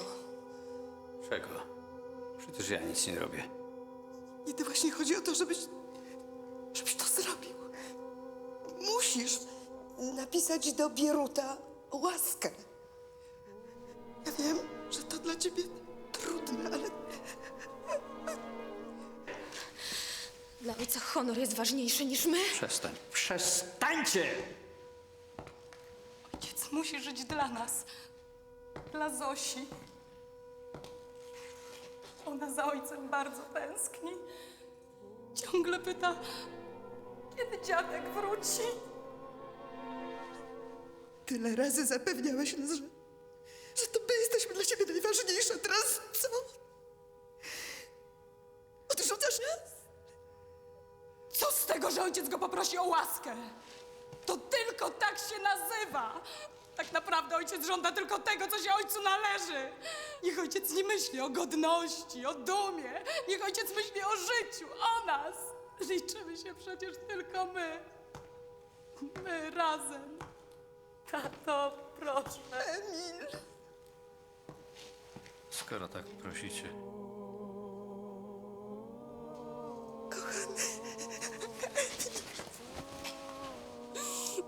Kocham cię, tato.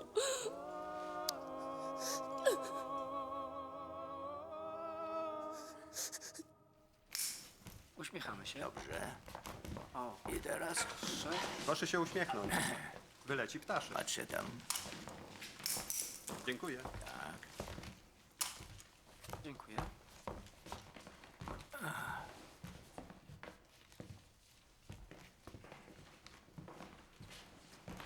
Dzieci, no cóż, bardzo wam dziękuję za przyjście i do zobaczenia następnym razem. Do widzenia. Do widzenia. O, duży jesteś. Ładnie.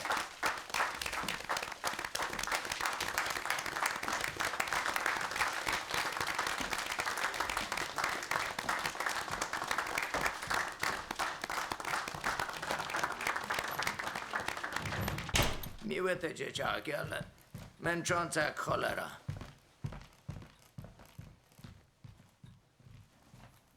Co tam macie pilnego? Minister Radkiewicz prosił, abyście zechcieli podpisać wszystkie te dokumenty jeszcze dzisiaj.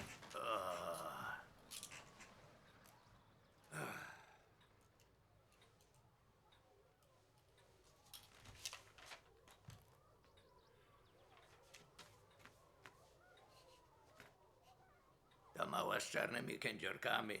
Taka rozkoszna.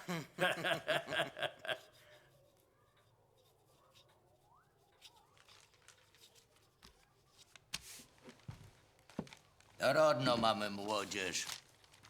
Żeby tylko jeszcze zapewnić im ideowe wychowanie, wtedy będzie można z ufnością patrzeć w przyszłość. Fieldorf, kto to jest Fieldorf? Ten generał, towarzyszu. Dowódca KDW Armii Krajowej. A, tak, pamiętam. Był też dowódcą reakcyjnego ruchu oporu przeciw Armii Czerwonej.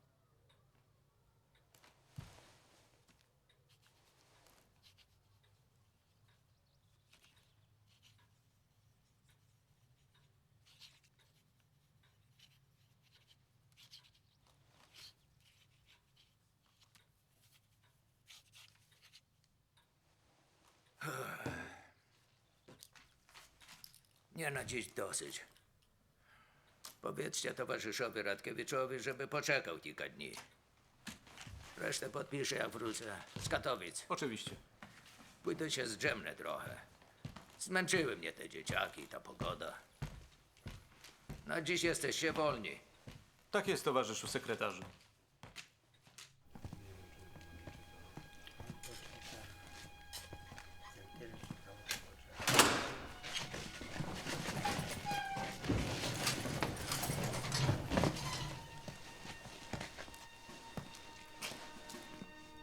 Na literę F.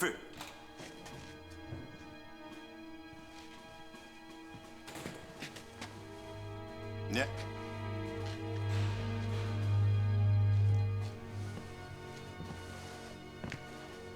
Przed generałem Nilem.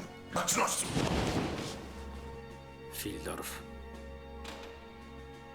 Na korytarz, bez rzeczy. Panowie. Podchorąży. Wychodzić.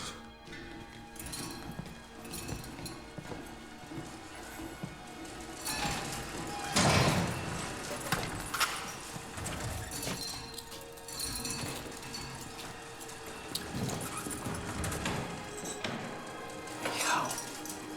Jak Walenty. Naprzód idziemy.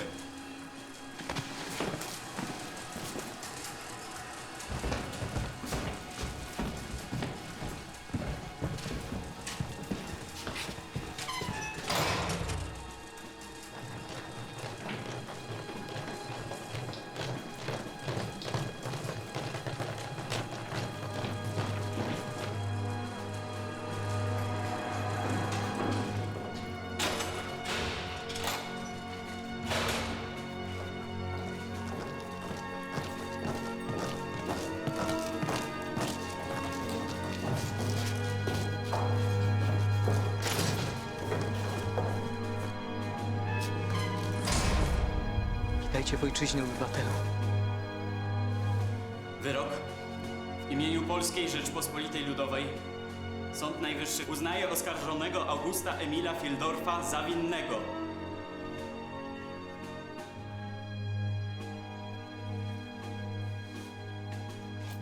Sąd skazuje oskarżonego Augusta Emila Fieldorfa na karę śmierci, pozbawienia praw i obywatelskich praw honorowych na zawsze oraz przepadek całego mienia.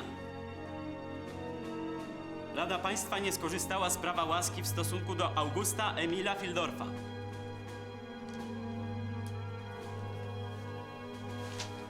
Wyrok wykonać. Nie chcę.